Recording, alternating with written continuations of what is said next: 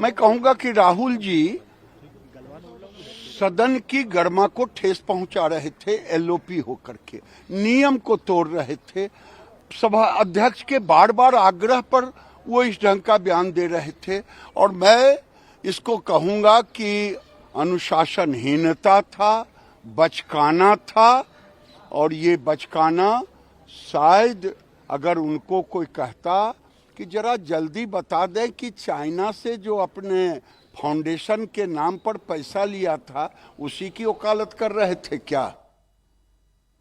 कांग्रेस सांसद अभिषेक मनु सिंघवी ने सवाल पूछा कि सवाल नहीं पूछेंगे तो संसद का मतलब क्या है। सरकार के पास एक भी जवाब नहीं है। तकनीकी मुद्दे में उलझाने की कोशिश कर रही है सरकार को, सब्सटेंस को, तथ्य को, जो मूल मुद्दा है उसको रखने का एक ही तरीका होता है, सीधा मूल मुद्दे पे जाओ। राहुल गांधी ने क्या मूल मुद्दा उठाया था? डोकलाम के बारे में, चीन के बारे में, भारत चीन के बारे में, लद्दाख के बारे में इत्यादि।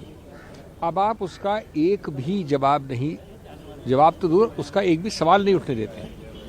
आप उस प्रकार के तकनीकी बाल की खाल उतारने वाले प्रिलिमिनरी ऑब्जेक्शन प्राथमिक रूप से विरोध करते हैं कि वो मुद्दा सामने ही नहीं आए। पहले आप कहते हैं कि ये किसी प्रकाशित किताब में नहीं है, फिर आप कहते हैं कि ये मैगजीन को आप इस्तेमाल नहीं कर सकते।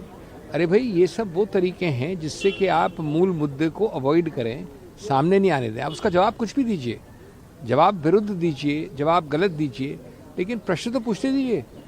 आप प्रश्न न पूछने के द्वारा जनहित वाली चीज़, मुद्दा, जो मसला है, जो मूल तथ्य है, उसको आप रोक रहे हैं। और ये हमने नहीं कहा है, ये अगर किसी नवराने जी ने कभी कहा है या किसी अधिकारी ने कहा है तो उसका अगर आप संसद, जिसको आप एक मंदिर मानते हैं गणतंत्र का, वहाँ पर ये विचार विमर्श नहीं होगा। विचार विमर्श दूर की बात है, ये प्रश्न ही नहीं पूछा जाएगा तो फिर ये संसद का मतलब क्या हुआ?